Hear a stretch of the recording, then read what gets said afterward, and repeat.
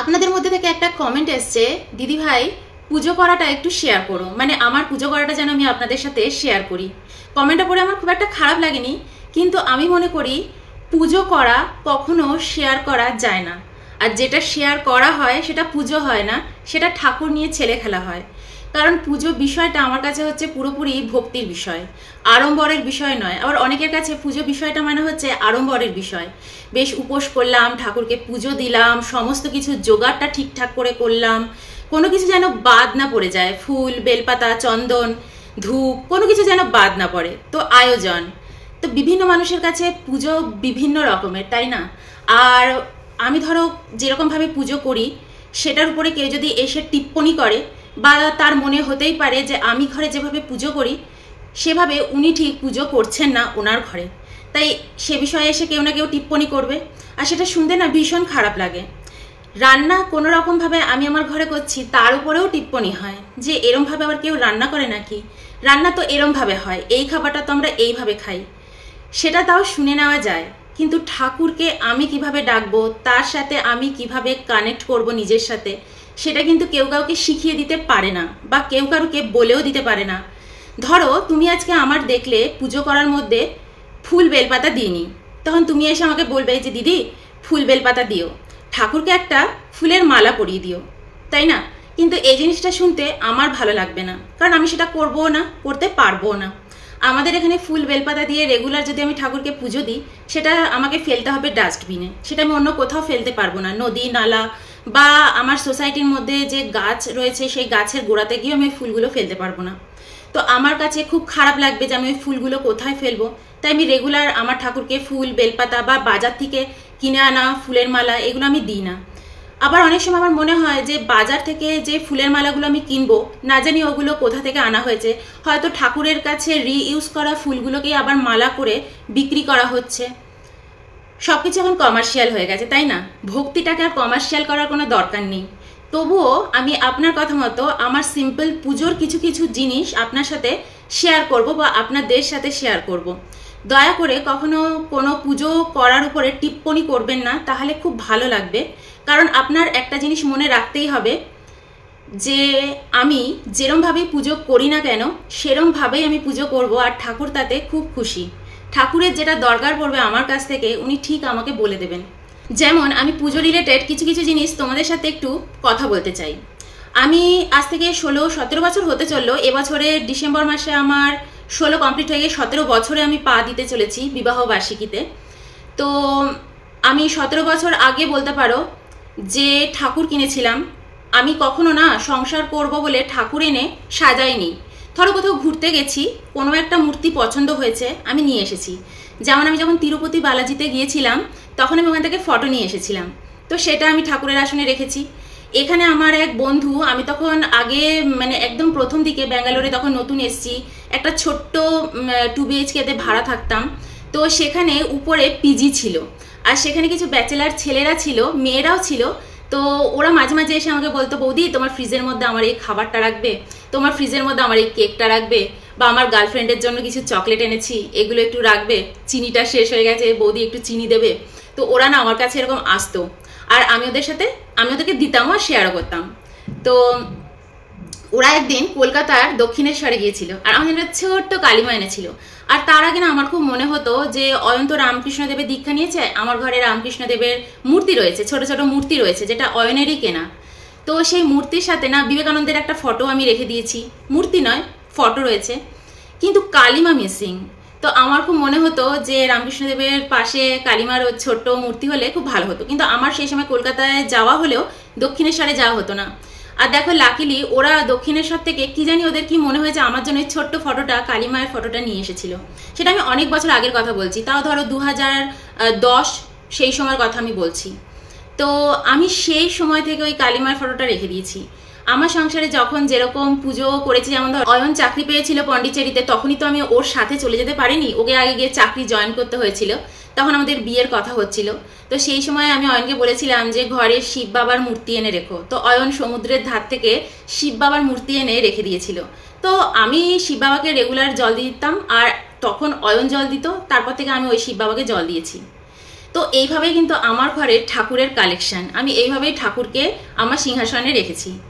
যখন আমি এই বাড়িটা আমি মানে পারচেস করেছি বা করতে চলেছি, তখন আমার মনে মনে খুব ইচ্ছে ছিল যে আমি অনেকের ব্লগ দেখি, তো একদম সেই একতা কাপুরের সিরিয়ালের মতন সব বড় বড় মূর্তি সুন্দর করে সাজানো গোছানো। তো আমিও ওরকম করে আমার ঠাকুর আসন সাজাবো, নতুন মূর্তি কিনবো নতুন বাড়িতে, সেইভাবে সাজাবো। কিন্তু আমি জানি না কেন আমি আমার পুরনো যা যা ঠাকুরের মূর্তি রয়েছে, ছোট ছোট ফটো রয়েছে, আমি সেগুলোকে কখনোই জলে ফেলে দিতেও পারিনি, আর নতুন মূর্তি এনে পুজো দিতেও পারিনি। বলতে পারো আমি হয়তো অ্যাফোর্ডই করতে পারিনি, তাই না? তো আমি অ্যাফোর্ডই করে উঠতে পারিনি নতুন কোনো মূর্তি ঠুর্তি। তো আমার মন মানসিকতা বলেছে যে হতেই পারে আমার নতুন বাড়ি, কিন্তু আমি যে ফটো যে মূর্তিকে পুজো করে যাচ্ছি আমি তাকেই পুজো করতে চাই, কারণ তার প্রতি আমার ভক্তি আর শ্রদ্ধা সেটা আমার কখনো চেঞ্জ হবে না, আর আমি তাকে হাতে ধরে জলে ফেলে দিতে পারবো না। তো এই কারণে আমি সেটা করিনি। তো আমার ঠাকুরের আসন ভীষণই সিম্পল। প্রথমে আমি ইন্টেরিয়ারকে দিয়ে আমার লিভিং রুমেই ঠাকুর আসন করেছিলাম, কিন্তু 1-1.5 বছর আমি খুব মানে মানসিক অশান্তির মধ্যে ছিলাম, ঠিক আছে? আমার শুধু মনে হতো যে ঠাকুরের আসনটা আমার শুধু মনে হতো যে এইভাবে না ঠাকুরকে আমি লিভিং রুমে রাখতে পারছি না, যেন একটা শোপিসের মতন। আমার ঠাকুরের জন্য আলাদা ঘর, আলাদা ইসের প্রয়োজন হচ্ছে। তো এর জন্য আমি ভিতরের ঘরে ঠাকুরকে পরে প্রতিষ্ঠা করি, এবং এই কারণে আমি আমার সেকেন্ড বেডরুমে যে বেড ছিল, যা যা ছিল, গদি ছিল, সব কিছু আমি ওয়েলেক্সে বিক্রি করে দিয়েছিলাম একেবারে জলের দামে, শুধু ঠাকুরকে ওখানে রাখবো বলে। আর আমার পুরনো ঠাকুরকেই আমি সেখানে নিয়ে প্রতিষ্ঠা করেছি আমার সেকেন্ড বেডরুমে, কারণ আমি এটাও জানি যে আমার পরিবার থেকে সেরকম কেউ আসবেও না, থাকাথাকির কোনো ব্যাপারও নেই, তাদের বয়স হয়ে গেছে, আর তারা বছর বছর তার মেয়ের বাড়িতে ঘুরতে আসেও না, আমাদের পরিবারে এরকম নিয়মও নেই, না আমার না অয়নের। তো এই হিসেবেই আমি সেকেন্ড বেডরুমটা পুরোপুরি ঠাকুরের থাকার জন্য করেছি। তো আমার মনে হয় আর ঠাকুরের জন্য যেটুকু একটু ভালো ভালো জিনিসের প্রয়োজন সেইটুকুই আমি ঠাকুরের আসনে গুছিয়েছি। তো তোমাদের সাথে এই কথাগুলো, এতগুলো কথা বলছি, এটা কোনো শর্টস ভিডিও হিসেবে মনে হচ্ছে যাবে না, কারণ আমি এতগুলো কথা যখন বলছি আমি নিজেও দেখতে পাচ্ছি যে এখানে অনেকটা টাইমও হয়ে যাচ্ছে। এর সাথে সাথে আমি তোমাদের ঠাকুরের আসনটা অবশ্যই দেখাবো, কিভাবে আমি ঠাকুরের আসনে গুছাই, কি কি ব্যবহার করি, আমার কাছে ঠাকুর পুজোটা কীরকম সেগুলো তোমাদের সাথে আমি শেয়ার করলাম আর কিছুটা করে দেব। আর আমি ওরকম ঘট পাতা, বৃহস্পতিবার ঘট পাতা, ঠাকুরকে বেলপাতা দেওয়া, আম পাতা দেওয়া, এগুলো আমি দিতেও পারি না, এখানে আমি কোথাও পাবো না, তো আমি এগুলো করিও না। আর ওই পেতলের বেলপাতা, রূপোর এই সমস্ত আমি মানে আমার ভিতর থেকে ওগুলো আসে না করা, তাই আমি ওগুলো রাখি না। কারণ আমার মনে হয় বেলপাতাই দেওয়া উচিত, তাই না? বেল পাতার মধ্যে যে গুণাগুণ আছে সেটা তামা বা পেতলের বেলপাতায় নেই। যদি আমি তামা বা পেতলের কিছু ঠাকুরের সামনে রাখতে চাই সেটা অন্য কিছু রাখবো, বেলপাতা বা আম পাতা নয়। তাই আমি কখনো রূপোর বেলপাতা, রূপোর আম পাতা এরকম কিছু রাখি না। তো আমি আশা করছি আমার মনোভাবটা তোমাদের কাছে মানে এক্সপ্লেন করতে পেরেছি। তো চলো ছোট করে আমি আমার পুজোটা একটু তোমাদের সাথে শেয়ার করি। আমি একটা মিক্স তেল রাখি যেটা আমি ঠাকুরের প্রদীপ জ্বালাই, আর এটা হচ্ছে গিলা ধূপ। তোমরা কি এটা চেনো? গিলা ধূপ হচ্ছে এমন একটা ধূপ যেটার মধ্যে ধূপ আর ধূপকাঠির মিশ্রণ বলতে পারো।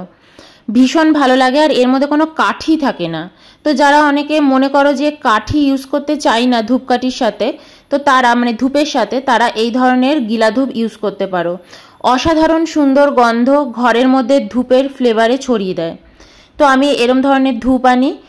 আর এই দেখো, এগুলো হচ্ছে ধূপের স্টিক। তো এই স্টিকগুলো আমি জ্বালিয়ে থাকি। আবার অনেক সময় কিন্তু আমি ধূপ কাঠিও জ্বালাই, তোমরা দেখেছো যে আমি ধূপ কাঠিও কিন্তু কিনি। তো আমি এক এক দিন এক এক রকম জিনিস ইউজ করে থাকি, যেদিন আমার যেরকম ভালো লাগে সেদিন আমি সেরকমই ঠাকুরের সামনে জ্বালিয়ে থাকি। এটা হচ্ছে কোণ, যেদিন আমার ইচ্ছে হয় সারা ঘরে ধুনো দেব সেদিন আমি ওই ছোট ছোট কোণগুলো জ্বালাই। আবার বড় বড় কোণগুলো কিন্তু আমি কিনে রেখে দিই। তো এটা হচ্ছে আমার মিক্স তেলের কৌটো, যার মধ্যে সর্ষের তেলের সাথে সাথে অন্যান্য তেলও মিক্স করা থাকে। তো এই দেখো আমি গিলা ধূপটা জ্বালিয়ে এইভাবে এখানে তোমায় বসিয়ে দিচ্ছি। তো গিলা ধূপটা কিন্তু হাত দিয়ে সেট করে নিতে হয়। তো দেখতেই পারলে গিলা ধূপটা কিন্তু ত্রিকোণ আকারে আমি বানিয়ে নিয়েছি, আর এইভাবে এটা আমি এখানে রেখে দিয়েছি। যেদিন আমি গিলা ধূপ জ্বালাই সেদিন আমি ধূপকাঠি জ্বালাই না, প্রয়োজন পড়ে না। আর এটা হচ্ছে ধূপের সাবস্টিটিউট বলতে পারো। আর আমি কিন্তু আলাদা করে ধূপ কিনি। আর ওই যে দেখাচ্ছি তোমাকে কৌটোতে, এটা হচ্ছে মায়াপুর ইস্কন থেকে আনা ধূপ, যেটা আমি অনলাইন থেকেই পারচেস করে থাকি। এই ধূপটা আমি ভীষণ পছন্দ করি ঘরে জ্বালতে। ঘরের এনভায়রনমেন্টটাই পুরো চেঞ্জ হয়ে যায় এই ধরনের ধূপ যখন জ্বালানো হয়। তো আমি এই ধরনের ধূপ ইউজ করে থাকি। যতটা আমার দরকার পড়ে আমি তত কটা ধূপই বাইরে রেখে দিই। আর যখন দেখি ধূপ আরও দরকার পড়ছে তখন আমি কৌটো থেকে বার করে নিই। তো দেখতেই পাচ্ছ এইভাবে আমি স্টিকের উপর একটা একটা করে ধূপ রেখে দিচ্ছি। আবার যখন ধূপের মাঝখানে মাঝখানে একটু একটু করে আমি কর্পূরটাকে ভেঙে রাখলাম। তো এইভাবে কর্পূরও কিন্তু আমি ইউজ করে থাকি। আর কর্পূরের যে ছোট ছোট ট্যাবলেটগুলো আছে, এটা আমি শিব বাবাকে স্নান করানোর জন্য ইউজ করি।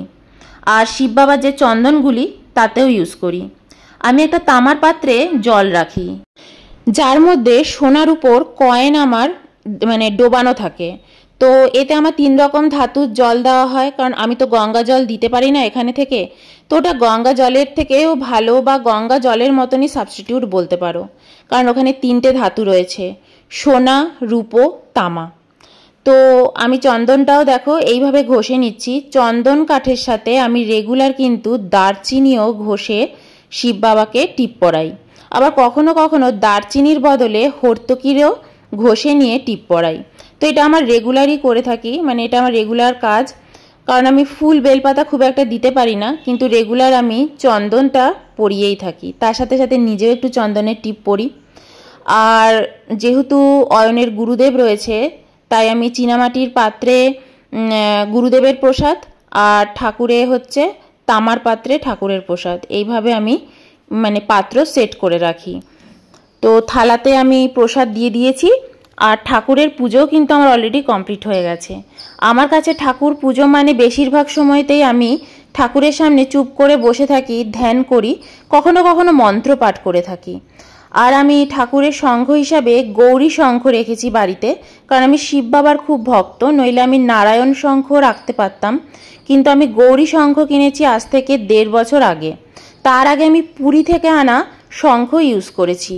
আর এই গৌরী শঙ্খ বাজালে ঘর একদম গম গম করতে থাকে আওয়াজে। আর এই ঘন্টাটা আগের দিনই আমি টপিং টাউন দিয়ে কিনেছি, তার আগে আমার মায়ের কেনা ঘন্টাই আমি ইউজ করেছি।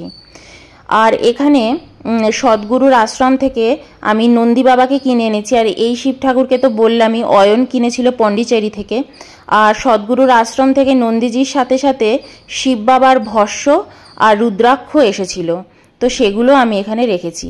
আমার গলার একটা সোনার লকেট ছিল, যেখানে মা জগদ্ধাত্রীর ফটো রয়েছে, তো সেটা আমি তো গলায় পরি না, তাই গোলার লকেট বলে আমি এটা এখানে আসনে রেখেছি। আমি এখানে পুজো করি, সোনার দুর্গা মা হিসেবে পুজো করি। তো গোলাপ জল, এখানে আমি কিছু গোলাপ জল, ঘি, এগুলো সব স্টোর রেখেছি। ঘিয়ের প্রদীপ জ্বালাই, গোলাপ জল দিয়ে লক্ষ্মী মাকে স্নান করাই। আর এটা হচ্ছে পিওর তিলের তেল, যেটা আমি বৃহস্পতিবার, শুক্রবার ঠাকুরের সামনে জ্বালিয়ে থাকি। আর এগুলো হচ্ছে জাসমিন তেল, রোজ তেল, আর হচ্ছে স্যান্ডেল অয়েল। এগুলোও আমি কিন্তু এক এক দিন প্রদীপে জ্বালিয়ে রাখি। এগুলোর প্রতি আমার ভীষণ শখ, আর আমার মনে হয় ঘরের এনভায়রনমেন্ট চেঞ্জ করে এগুলো। আমি কম দামি তেল, কম দামি ঘি ঠাকুরের কাছে ইউজ করি না। আর এই দেখতেই পাচ্ছ, এগুলো হচ্ছে কর্পূরের কৌটো। তো এই কর্পূরগুলো হচ্ছে, দেখো এগুলো কিন্তু ট্যাবলেট নয়। তো এগুলো এই কর্পূরগুলো আমি ঠাকুরের সামনে জ্বালাই। আর এটা হচ্ছে ট্যাবলেট কর্পূর, যেটাও আমি ঠাকুরের সামনে কখনো কখনো জ্বালাই, আবার কখনো কখনো শিব বাবাকে স্নান করাই। তো এগুলোই আজ তোমাদের সাথে শেয়ার করলাম।